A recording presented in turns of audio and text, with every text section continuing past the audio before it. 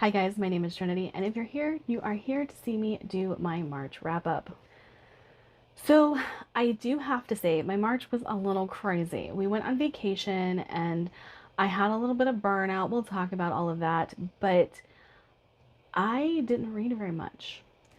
So in the month of March, I read 8 books and DNF'd 2 of them, leaving me with 6 books that I completed. One I started, but I'm not adding to this because I'm only about 50-ish pages through it. So not counting it in these stats, I'll count them for April. My computer has decided to be all wonky on me, sorry. That put my pages read at 3,480, which is pretty low for me. I'm not going to say it's bad, but it is a little on the low side for me. I am pushing that envelope of fantasy being a little bit more than half of what I have read. It is currently at 52.9%, so 53%. Adult is still reigning supreme in my adult versus young adult or any other at 91.2% adult. And I'm at 53% women read books, so that number is going back and correcting itself as well.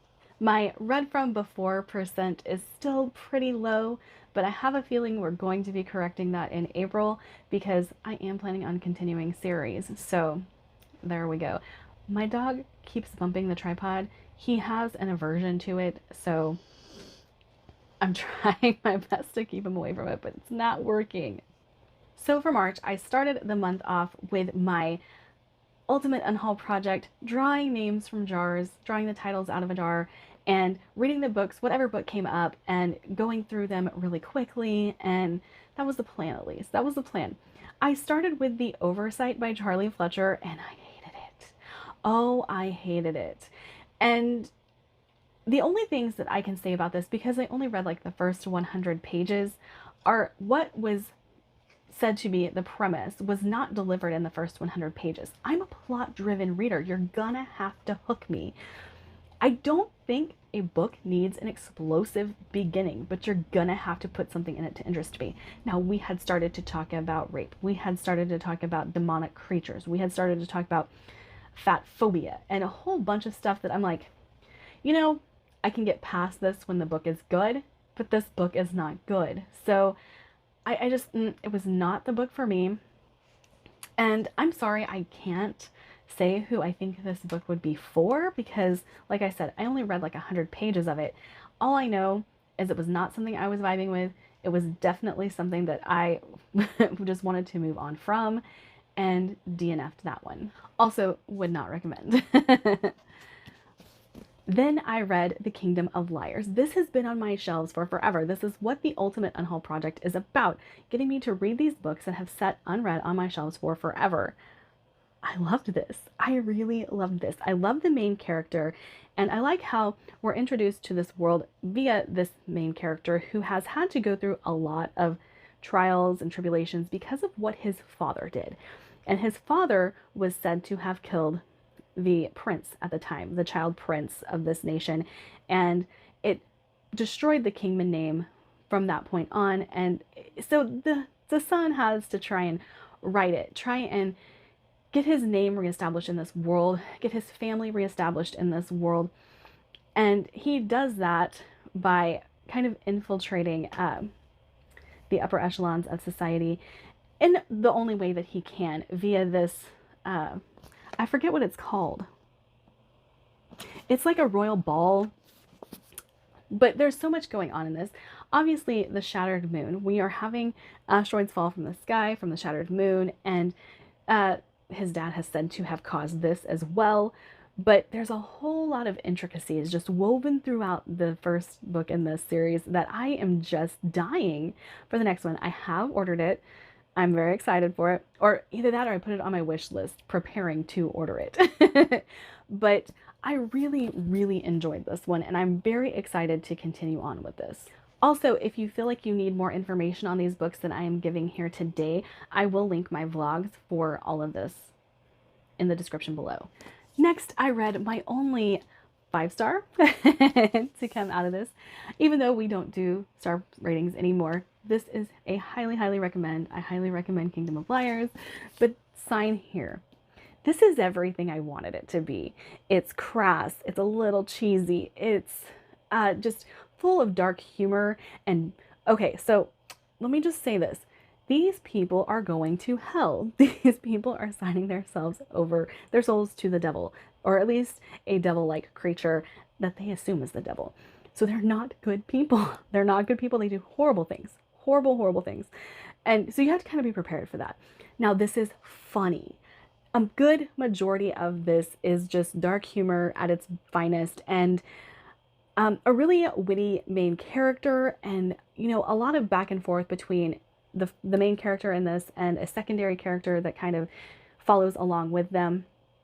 But the relationship that they have is kind of precious. I enjoy it. I'm not going to say it's sweet because it's not, but I really like them together. And the thing that's actually occurring in this book that the synopsis doesn't tell you is kind of my favorite thing about this book, but you gotta read and find out.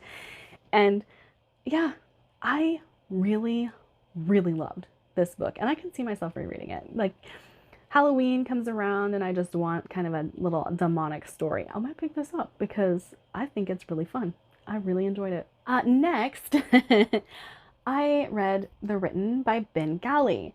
Now, whenever I was talking about it in my video, I realized I kind of talked it up more so than what I actually enjoyed it. Like, I still recommend it. I still recommend it. I think it's good. I think it's fun. But there was a little bit of a disconnect for me in that book, and that's why I said that I enjoyed the first book, but I don't feel the need to continue. I don't need more of this world. I don't need more of these characters, but it's because there was a disconnect for me, and I felt like I was sitting on the outside watching events occur instead of like immersed in this world. And I think that had an effect on, like, I didn't care about the characters. I didn't care about where we were. I didn't care about what was happening. But it was fun.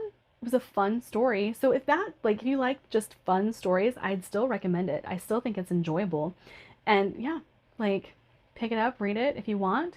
There is a read along of the series going on Andrew's Wizardly Reads channel. My dog, guys, my dog. If you want to join in on that, they're reading through Emaneska, but I think I'm good with the first book. I am still very interested in Chasing Graves by Bengali, but I don't know. I don't know if this is a series for me. Next, I read Hellbent by Leigh Bardugo. This was one of my most anticipated releases of this year because I really, really love Ninth House. Now, I have something to say. I said that this is not quite as good as Ninth House. I think I'm changing my mind. This is just different. I think this is as good as Ninth House. It has a little bit of a lull in the middle that kind of made me want to DNF it a little bit, but that's me. That is me. I don't like it when we lollygag. And it lollygagged in the middle for about 20 pages, and I was like, what is this? Just no, what is this? Leigh Bardugo, I love her writing. Her writing is fantastic. She's really great at like pulling you into the atmosphere of the story. Now, Alex Stern is crass and a little bit of a brat, but I love her. And so I think everything that Ninth House told you was background so that Hellbent could happen. That's kind of my thought.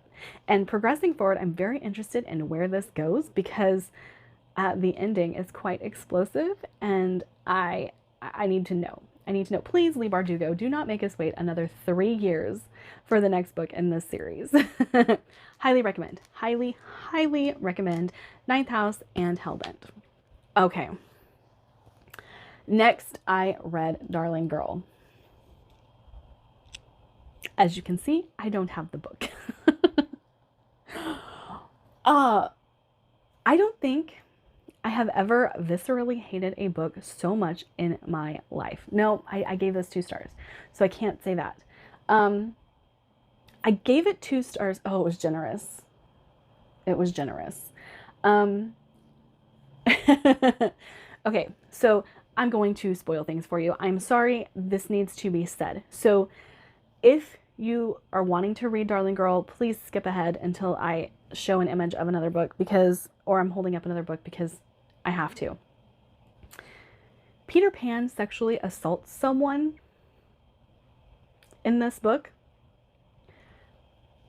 What? Why? And then there's a baby.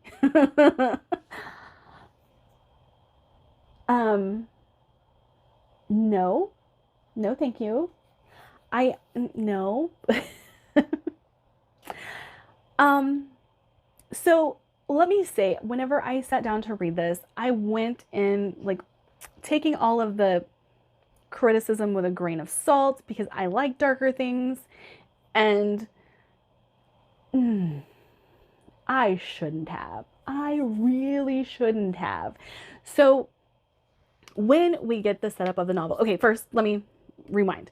This is a Disney Peter Pan. This is not a book Peter Pan. So if you are wanting a retelling of the book, this is not it. This is very much Disney. But this is the great granddaughter of Wendy Darling. She has a cosmetics line, and she creates this cosmetic product called Pixie Dust and Cheesy, right? Cheesy. This is all very cheesy. I can get on board with a little bit of cheese. I'm okay with a little bit of cheese. And I watched Liene's and Holly's video, which I'll go ahead and link that too, because it's definitely worth watching, especially if you're considering Darling Girl or if you want to share in the hate of this book.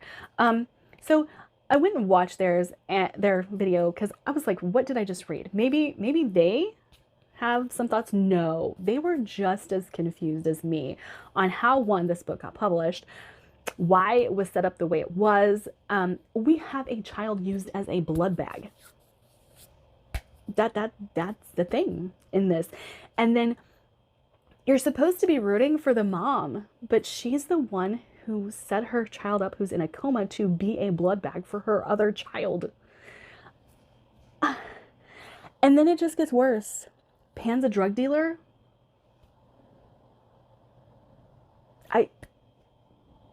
Someone read this book and explain to me how this is a good book. Someone explain to me why. Why was this done? I don't understand. So, do not recommend Darling Girl.